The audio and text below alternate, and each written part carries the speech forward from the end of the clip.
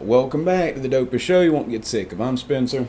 This is Sash. I spent most of my 20s in federal prison, but I've been off heroin since April 9th, 2010. Got a lot of stories about the stupid stuff I did that got me put in prison. Crazy stuff that happened while I was in prison, and God forbid you end up in prison, you don't have to make some of the same mistakes I made. So I started out at the low security. Self-surrender right at the front gate. Hi guys, ready to go to prison.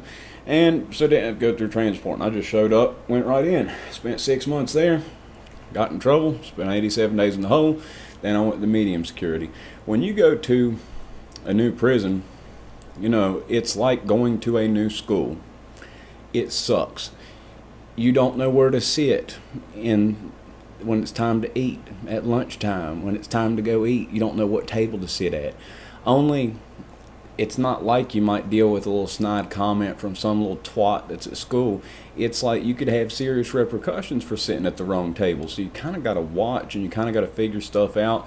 And going from the low to the medium, I'd heard stories about there was a higher level of violence there, which there definitely was. There wasn't any, shanking, any type of that stuff going on at the low. Couple locking a sock type deals, but nothing on the extreme level of violence and other crazy stuff that happened. So since I heard that, kind of kept to myself. I just tried to watch how things went. And as much as I tried to do everything right, I hit a couple bumps in the road. So something else you'll see when people typically, like if there are a handful of new people that get put in a prison in the same unit, you'll see the new people end up becoming friends because they're both new in the prison figuring stuff out. So, everybody else already has their little group, so you make friends with the new people. So there was one person who was there, fella, and sitting there watching TV at the back, and he also had sat at the back because see, people have their spaces in front of the TVs. Some of the old timers will take a marker and mark the outline of exactly where their chair goes, and they'll argue all day, all night about where it goes. Well, there was somebody at the back end row, and I put my chair down. I ended up talking to this person. They just gotten there. Everything seemed like it checked out. Now you got to think. At this time, I was like 23 years old, so I don't know all the ins and outs of prison. I know enough to be cautious though, so I don't have a whole lot of people I'm hanging out with, talking with. I ended up talking to the whole crew, Max, Bull, and Ghost. During that time, he was normal. Ghost was normal for 6 months. But hadn't talked to them much, hadn't really made friends with Satan yet, and the rest of the people in there. So this person is an Asian fella, and I'd talked to him, and he basically told me he was in from a financial crime, and he got transferred there from another prison. First thing, if you're going from medium security to medium security, you're not getting transferred down in security level. And you're not getting sent to a new prison for the RDAP drug program, the religious program, or some type of stuff like that. It's usually because something had happened. And see, I didn't know that. And in conversation, I asked him just outright, I said, so why are you at a medium if you did financial stuff? I said, did you have like assault and batteries? And he said, yeah, I got in a bar fight when I was in college, and I smashed a beer over somebody's head. And I actually believe that because the way the point system works is there's a number of things that go for you or against you. If you're younger, it goes against you. There's a point system. If you're like 25 and under, that's a lot more points that'll end you up in a higher custody prison. So just being younger works against you getting classified in prison. But violence is a huge thing. Where I didn't have any violence on my record, that was a thing that worked out for me, got me put at the low. I was supposed to be at the camp. I was at the medium with camp points, but they put a manageable variable on me. I really pissed off the SIS lieutenant. I said some very unkind things to him after he said some very off stuff to me. He deserved it, but where he had that position of power, I didn't really have the chips to be throwing that back out because, look what happened. So it seemed like it checked out reasonably. So I'm minding my business. This one person I talked to, he's new there. So first couple days, we'd talk a little bit, run out, walk out, do laps around the yard, talk about the prison he'd been in before. I talked about how I'd been at the low security. And we were walking down the field. I was getting ready to go do some pull-ups. We were going to do some pull-ups on the soccer goal. And there was a crew. Basically, there weren't a whole lot of Asian people at the medium security. There were about 4 or 5. There's this one big old fella. They said he's like half Korean. He's like 6'4", 240, giant dude. Then there was another one. Okay, he was about 6 foot tall, 210. Built fella. He had these little circular glasses like John Lennon, even purple tinted. It was odd. Some people have prescription glasses, like, but the little circular glasses, and mustache. I mean, he looked like, with the tattoos and stuff, he looked like he could have played somebody on Sons of Anarchy out of the Asian Gang. He looked like he could have played somebody as an extra on that. And then a couple young fellas that were with him. Well, as we start walking towards, I'm not really picking it up, and they're kind of making faces, angry faces, and I asked them, y'all getting ready to do pull-ups? And the one big guy told me to roll out, and I'm like, okay, whatever. I figure it might be their time there. I don't know how prison works. I'm not trying to get any petty fight because somebody told me. I don't know if that's when they lift, how things work. So I'm moving about trying to figure it out. And I didn't really understand what it was until there was a later situation, and the one guy with the glasses, I can't remember exactly the context of it, but I remember what he said. He said something about, get the F out of here, Choma. And I said, what? I said, what'd you call me? And I was ready to call me that. Why are you calling me? I said, what's your point? He says, well, you're hanging. I said, what are you talking about? And he's like, oh, shoot. He says, basically, you're new here? I said, yeah. I said, I came from the low. I got a heroin charge. What are you talking? Call me Choma? That's something you don't say. He said, dude, come here. And he hollers at me. And he tells me the dude who I've been talking to is not in there for a financial crime. He's in there for some pretty heinous stuff, which I'll get into in a minute. And the dude came up and talked to me. I said, man, don't talk to me ever again. And basically the look on his face, like he got caught. Now come to find out, the dude who I was walking with was a chameleon. He blended in really well. You'd never guess he would be capable of doing some heinous stuff. If you met somebody that you'd go out and drink with, something like that, just a cool person, you'd guess it's just like that. Like, this is what, my favorite author, Chuck Palahniuk, his first book was Fight Club. He wrote a book called Invisible Monsters. So that's where I get the term. But invisible monsters, basically, this is an invisible monster. You would never see him as a monster. He seems like just a normal dude. And see, as how I'm not like, I hang with anybody, but like seeing as how he'd been to college, sound like he got caught up, same particular thing as me, it seemed like I could have a conversation with this person. He was normal. And that's something that will make me have trust issues the rest of my life, because people at this prison, you never knew. You could not go to Petersburg for 6 months and not accidentally be friends with somebody that was a chomo in there for some heinous stuff. Now, something else. If you watch, I think it's like Convict Inc.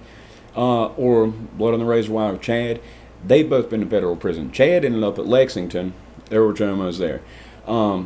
The guy from Convict Inc. was at Sirius USPs. He ended up at Butner. He's talking about that a lot right now because he's got a whole drama thing going on, but with somebody. But basically what I'm doing is I'm telling you, just like with Convict Inc., he's explained this. They don't have SNY or whatever it's called yards of exclusively dropouts and stuff in the federal system. They mix and match people. So even though Petersburg had 40% sex offenders, a lot of the population were locals, okay? D.C., Maryland, Virginia, North, South Carolina, Kentucky, Tennessee, and West Virginia. People from those areas that drove truck ended up at Petersburg. But because they had a sex offender program there called a SUMP program, 40% of the people there were chomos, okay? So, yeah. So basically, I started out at the low. Got in trouble, went to the medium, finished out at the low. I've never been anywhere else in the federal system. All my time was done at one place. So that'll answer the questions for people who are just watching this and wondering about that. Why were you on a yard with those people? Okay. I guarantee you Chad don't have anything bad about him. I mean, that dude's doing incredible work helping people. Same with the guy from Convict Inc. And they've both spoken on this too. So that's what I'm telling you about with this thing. I'm from Roanoke, Virginia. I got, lucky because Petersburg is in Virginia. It's a federal prison. It's the only one that's a medium in Virginia because it's close to home. A lot of the people from Roanoke end up in West Virginia or North Carolina, so it's pretty close to home. Federal system can you send you anywhere for punishment or for protection because people get in trouble. So when chomos get beat up in Texas, California, wherever, a lot of them get sent to Petersburg for that program because they have to take that program, because they're sick in the head. So they get sent there. So anyway, I find out about what this guy had done. He had, I believe it was Chicago's first case that was involved with Chomo related stuff. So he basically either created a fake Facebook account or he hacked a young girl's Facebook. He was portraying himself as a young girl, okay? And he messaged high school age boys, 14, 15 years old, and he acted like, and this is a lesson for, I hope to God, there are going to be some kids that are dumb enough to take this bait, and I have to say that because, come on now. It's sad for the kids that he did this to, but listen to this. He'd get on there and he'd pretend he's that girl, and he's like, yeah, I'll sleep with you, but first, you got to do something with my buddy. And he's a guy. And basically, the kids would agree to do something with her male buddy under the guise that if they did, they'd also get to do something with her later. So the kids would show up to his place, and they'd be like, oh, where's the girl? And he's like, oh, she'll be here later. And he recorded it. And he did this to a number of kids. And apparently, the kid one of them tried to cut contact with him, and he started trying to extort the kid. And apparently he had some type of statutory or some type of charge before that which enhanced it. So he was like a college graduate or in college, something like that. I looked this up. It's been a while since I looked it up, but I couldn't help because, this dude seemed completely normal. You don't understand. There are people that look the part. The dudes who look like they have milk duds melting in their lap, watching a playground with the glasses that they're so thick you can see planets from that just, look weird. And then there are people that blend in. There are people that seem like, just they're incredibly fit, look like be, like into fitness industry, seem like cool dude, like dudes you hang out with. And then you find out the stuff they did, and you're like, man, it can be anybody. There's no look. What goes on in here, there's not an exclusive type. You can't just exclusively tell who's like that because you don't know. I'm telling you, it twisted my head up. But anyway, he ended up getting 30 or 35 years, as he should. They enhanced it. But, so, it's crazy, right? I made my first mistake. I tried to sit back and watch what was going on, not get into any groups because I don't know who's a junkie, get you in trouble, who's into gambling, get you in trouble. And I just walked this track for a few days talking to this dude who was also new there, who I thought was in for one thing. I've been seen walking with this dude. So now, first impressions, not for everybody, but for a handful of people. For a handful of people who knew who he was from the other place, they might think I'm like that. So people found out quick within a couple months. I ended up making friends with different groups, ended up doing burpees, and just say this beforehand. I wasn't raised judging any race or anything. When I went to prison, my ex, who I affectionately refer to as a no good, down dirty hussy, which I was with at the time, was black. But I did burpees with the head of the Aryan Brotherhood. I've got a story about him, King. He's a wild dude. Saw him shank somebody in the face. Got a story about that. But yeah, so I made friends with him. Satan, I was friends with some Latin King dude. I was friends with a number of people. A lot of the DMI guys too. They were some wild dudes. But anyway, it was a first start. As first impressions, people start wondering. See, if you're seen with people, birds of a feather flock together. You understand what I'm saying? So if you're seen with somebody that messes with punks, they're going to think you like that too. If you're with somebody that's a junkie, they're going to think you're like that too. If you're messing with the gambling addicts, they're going to think you're a degenerate gambler. So luckily, I found this out quick, so I was able to, because that could have been him just stuck. But I found out from the other dudes too, the Asian fellas later, they were like, yeah, they said he was at the last prison, I believe it was Gilmer, West Virginia, and he had I think it was fake paperwork and everything else, and he was running a gambling ticket, a highly successful gambling ticket, and he got by. And not only was he not just blending in, he was in the mix. The dude who I'd walked the yard with, he was in the mix. But see, he had all the info. Gilmer's a little bit more serious than, well, it's more serious than Petersburg, you know, in terms of politics and stuff like that. And he was not only blending in there, he was in the mix. He ran a ticket, a successful gambling ticket, and then they found out who he was. They checked him in, and he ended up getting sent to Petersburg. But anyway, makes you wonder too why the other Asian dudes there might have got sent, because I don't think the one was doing the RDAP program. The one was though. But anyway, yeah. So Invisible Monsters, like that's a title of Chuck Palahniuk's book, but that's like an accurate term to describe what chomos can be like. Like some of them look the part. Some of them you look at and you're like, no, you can't leave him alone in a room with little Billy. Might try to do some type of tickle touch type stuff, get him out of there. Little Billy can't be alone with him. Then other people, you'd never guess. You'd probably ask them to watch your kids, because they are so manipulative that you trust them. They not only blend in, they seem like they're good people. And this has caused me to have a number of issues to where I'm very skeptical of people. I refer to myself, I love the movie Edward Scissorhands. He got discovered by people up on that mountain. He came down, he mixed it up with the people down there, and ultimately he found out he didn't fit, he didn't belong with the people, and he didn't really like those people anyway. And that's kind of what I did. I kind of just went up on a mountain and did my own thing. All I do is I train jiu-jitsu, judo, try to help some addicts. Got to detach myself with that, with the stuff I do, because I want to help everybody, but it's not a high success rate. But anyway, yeah, and it's because of this place. I saw like good in everybody when I went in there. Then I went in there and I found out people that we talked to. We found it more times than you could count. Like the dude Ghost I told the story about. He was normal for 6 months. Petersburg was an unusual place, and I'm going to tell you why. The Chomo population there, they have a large number of them, but there's a lot of people that are also sick that aren't in there for Chomo type stuff. Those people that are sick, that like, doing stuff like Ghost did, they preyed on the Chomos, and they got type stuff. Okay, so it was an unusual place where there was a surprisingly high level of people getting victimized, like you would imagine. I'm not just saying, they took your cookies off your tray. I'm talking about they took your cookies metaphorically type stuff to the Chomas. They're praying after them. I've told many stories about that, but it was an unusual place because they always had to appear to have things under control. Like you hear about these other prisons, they go on lockdown for 2 or 3 months. They hear there's going to be a fight between two groups, two rival gangs, something like that. They'll lock the whole compound down for 2 or 3 months.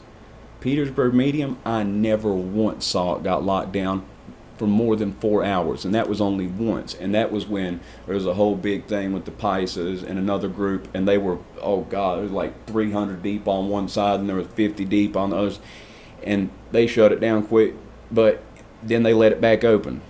They always had to appear to have things under control, where they had a high population, not only of the Chomos, but high profile people. We had a lot of high level people that were kingpins. We have one dude who was high level from Colombia, and you'd never guess it. He's a dude who's probably in his late 20s, he had a scraggly mullet, but it was like going bald all through the middle. Like you shave that thing off, man, it looks like, a squirrel with mange on top of your head. But he was getting visits. His family was flying in twice a month to visit him at the prison. He had that much money. He had contracts with people that went to Pill Line to buy all the Neurontin and Wellbutrin from him. And he was money. Then I talked about Sean. Sean was, God, he had a 500-kilo conspiracy. Then Mr. Shaw, there's a whole documentary about him. There's another guy who's doing a life sentence, or pretty much life sentence, that was in the mob. So there's a lot of high-profile people there that, it'd be news if something happened to them. So they never locked it down, because if they lock it down, they have to report it to regional. And if they report it to regional, it looks like they're not doing their job of keeping things under control. So sometimes when it probably should have had some interference, they didn't do it. So it was a very unusual place. But, in terms of guessing what people are capable of, Don't underestimate anybody. This person blended in. You'd think he's a cool dude. If you met him, you'd think he's a cool dude. Seemed like a cool dude. Seemed normal. But victimized about three different young boys. You know, and that's what he's doing 30 some years for. Anyway, if you liked the video, if you've watched this far, press the like button. If not, 20 minutes, 10 seconds of your time, bamoosh, gone, in which you'll never get back. But I really do hope you did. Y'all have a good one.